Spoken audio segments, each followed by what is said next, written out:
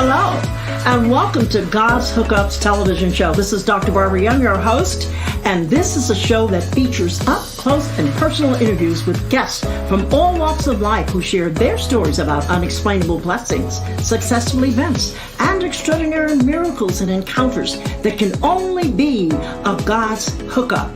You'll receive hope, enlightenment, encouragement that will feed your spirit and your soul. Now, to my guest today. How are you? Hi, fantastic. How are you, Dr. P? Welcome to the show. I am so excited to have you on the show today. You know, all the way in Atlanta. That's right. Hot in Atlanta, and it's hot here. I want to welcome you to the show. And I want to tell my viewers out there, Doug Grady has helped thousands of people reclaim their focus and grow towards their potential, their personal potential. He's a TEDx speaker. He's a highly requested keynote speaker, and he's the author of a book called The Ripple Effect. And let me tell you, that book has been widely read and endorsed. And I just want to share that with you because if you need a little tip about a life-changing programs he's got of 40 days of focus, you want to get that book, The Ripple Effect. So today, Doug, I just want to thank you again because you know, there are so many experiences as Christians. We share those experiences, but this show is to focus on people from all walks of life who have a story to share about a God's hookup. So I'm ready to hear your story, and so are my viewers. So, so tell me what is going on. Okay.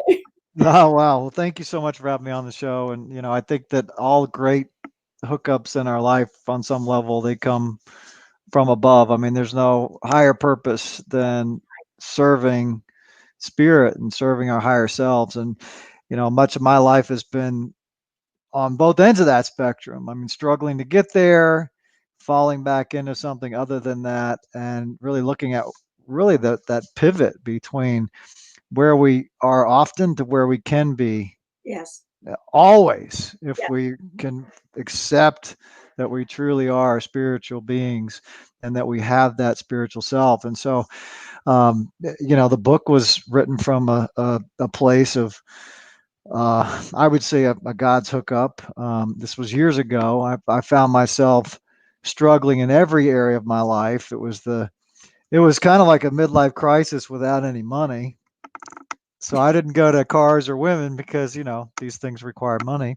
I was speaking in Vancouver, British Columbia, a couple of years ago, and I thought I heard every answer to this question: what do men in North America do when they have a midlife crisis? And one of the men in Vancouver said, "We go shoot a bear." Well, I didn't go shoot a bear. I just went to my home office, which at the time was a cardboard table on the side of my kitchen for the apartment that I rented. Crappy little apartment. I was 3.5 months behind on my rent, and I threw my head down and I threw my hands up, Dr. B. I started crying and I said, God, I give up. Tell me what to do and I'll do it. And I actually meant it. And I actually got an answer, you know. And at the time, it's funny. I was raised in a preacher's home. My dad's a retired minister, raised very conservatively. I would say things all the time. I'd ask for divine guidance. I'd say, Lord, give me wisdom, give me strength, give me the ability to make good decisions, and please just give me some sales. You know, this was how I was thinking because the business was upside down. I was heavily in debt. I was behind on my rent. I was drinking excessively. This was not a good day. You know, I was just a mess. But this particular time was something very different. I asked for help. I meant it, and I got an answer. It was a twofold punch. Punch number one, this message, the room didn't shake. There weren't any like divine visions, but it was a moment of clarity. Clarity moment number one, you have been given much. We talked offline about the first mission trip that I'd ever been to. It was the Guayaquil, Ecuador. And I saw firsthand people that had been given far less on their quote unquote best days than most of us have been given on our so-called worst days. Yeah. And so I just started taking in this moment an inventory. I still had a roof over my shoulders. I still ate every day. I still had friends who had my back, family that loved me. I still had a phone. I still had a car. At one point, I was 8 hours from pawning my car. I mean, I was in pretty dire straits. But I still had it. And at this moment, I still had resources and friends and family that loved me, most of them. And punch number one was that you've been given much. Punch number two is the one that really kind of got the wheels turning. You were giving very little. And I was, I would show up. I wasn't sitting around every day just drinking beer and watching Jerry Springer. Not every day. I was, I would go to meetings. I would pick up the phone. I'd go to make a sale, small sale here, but I wasn't fully engaged. And so the message I got was just commit, just make a commitment to the business, go all in, do some work, like show up. It was around this time, actually, July-ish, 12, 13 years ago. And the message would just go all in for 6 months. I said, that's what I'll do. I'm going to go all in. I may lose it wasn't even a house, it was an apartment. I may lose the car, I may lose the business, but it won't be for lack of me showing up. And I just started showing up, small ways at the beginning.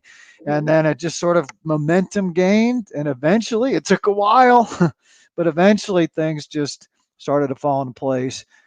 I never did pawn the car. I was 8 hours away from it. I never did lose the apartment. I paid all the money back, even to the IRS. I mean, every cent of it. And life became very different. And I got to see, both sides of that. And I still see, quite frankly, both sides of it. I see what it's like to be closer to that higher self more often. And believe me, I still see what it's like to get sucked in to the ego and sucked into the frustration and the fear and the anger and the anxiety. And so what I strive to do in my own life, when I strive to teach others, is just, we always have a choice. We have a choice that can bring us closer to or further away from that which is more powerful, that which is from above, that which is true, higher self stuff. Well, it's interesting, Doug, that you were speaking about what you went through some years ago, but speak to this, that there are many people right now during this pandemic are Right. going through the same thing. Right. That they don't know where they're going. They're behind in their rent. They were laid off. Their business is closed. Mm. So what would you say, really from your heart, to that person right now, because you went through it? Yeah. Well, first of all, I sort of went through it again, and it's interesting that we can get sucked back into this lower experience of life when things happen. I mean, this crisis, I had more money, I had more resources, I had I'm married to a woman that I absolutely love. I've got more people, everything more in my life. And yet still I found myself those same negative emotions, that same feeling of frustration and futility and just desperation. Even though it's not real, those things still come up. We didn't have any kind of economic assistance. At least I didn't have any of that. I still don't as an entrepreneur so far. But there was much less resources back then. And still I felt myself getting sucked back into that rabbit hole of what in the heck am I going to do?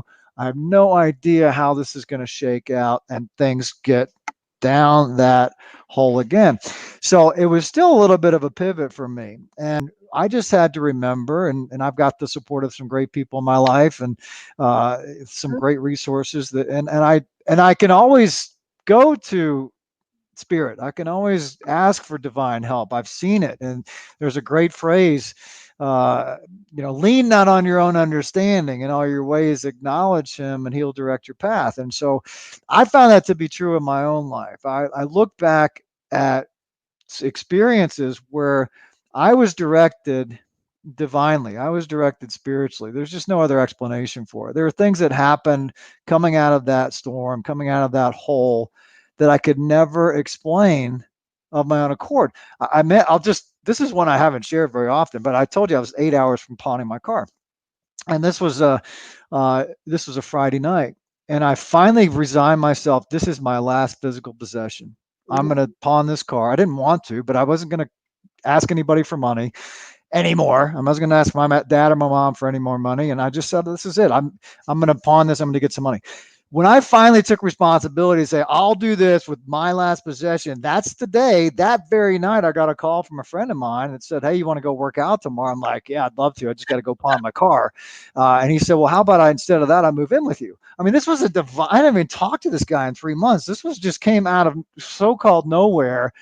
When I committed, I'll do whatever it takes, then finally I'm saved from somewhere else. And so I look at things like that and I acknowledge those are things that I didn't make happen. I didn't like make that happen. That just came. That was a gift. And when we look for the gifts, when we look for the things that come from something outside of our so-called control, which is an illusion in and of itself, then we can know that there are things outside of our control that can support us in moving forward right now and right now and right now. So that's imperfectly, that's some of what has helped me through the years, and that's some of what continues to help me right now. Doug, it appears too that you just gave up. You just said, okay, I just succumb to whatever you want me to do. I'm done. It's like trying to figure it out and in our own mindset, Right. and look, where is it? What's going to happen? I think many of us have been there, myself included. And I said, how am I going to get out of this? And out of the blue, when you surrender, I think that was what you said, when you surrender to the circumstance. Yeah. And I said it a little differently. I gave up, but it's a very similar. I give up. Just tell me what to do. It's a very same thing. Same thing, different wording. well, I was just thinking of surrendering. Lord, I surrender all. There's a song. Right. I surrender all. Mm-hmm. And so when they're surrendering, I think as opposed to fighting. Now, I'm curious as to what inspired you to write the book, The Ripple Effect, and that's been widely read and highly endorsed. Was that a God hookup? How that book came into realization? Well, that's another thing that just kind of seemed to come out of the blue. I made a commitment to write a blog. I would write a blog or two every week, and I just would write about stuff that was happening for me as I was coming out of this awful place. And there was an article that I wrote called The Ripple Effect, and I included in there what I called the 4 levels of integrity, which is now a chapter of the book. And it was about maybe 1,000 words. I didn't really think a whole lot of it, but there was a tremendous amount of feedback. Some people responded to it, both personally and online, people that were outside of the area. And I went to a networking meeting, and this lady, a real estate lady that I knew somewhat through networking, she had my article inside of this little purse that she had. Oh, wow. And she told me that that was her second copy. She told me that a mutual friend of ours, was going through a very hard time. And she said, I have another copy of your article stuck in my purse. It was about this big.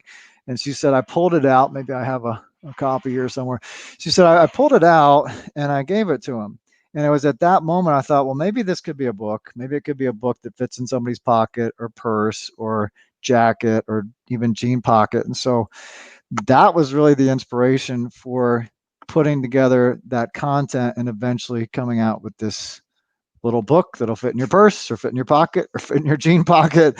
So it was, again, something that came outside of me that just got the wheels turning, and now it's a book. Well, I think it's great because, all of this, many of the struggles in books come out of our struggles and things that you finally articulate. You were blogging and had no intention that it was going to end up being a book. And it's changed the life of so many people. Now, is your 40 days of focus in that book as well?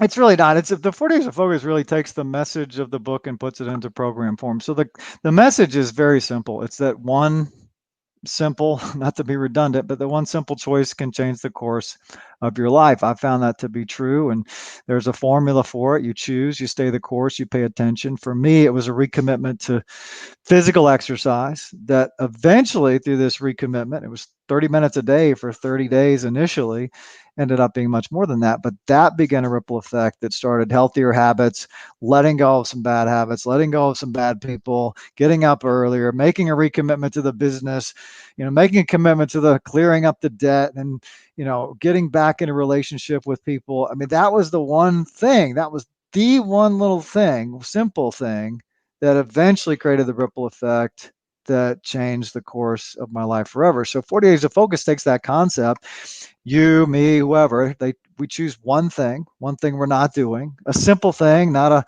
complicated or grandiose thing. Could be 20 minutes, 10 minutes a day. We do it every day for 40 days, no more, no. We stop at that 40 days, and throughout that course, we can continue if we want to, but through its 40 days, a beginning and an end. There's a beginning period and end period, and you pay attention, relentless attention to the impact of that personal choice in every area of life. So that's the program. We've had 1,500 people do this program. It's just been extraordinary. People have set records financially and otherwise.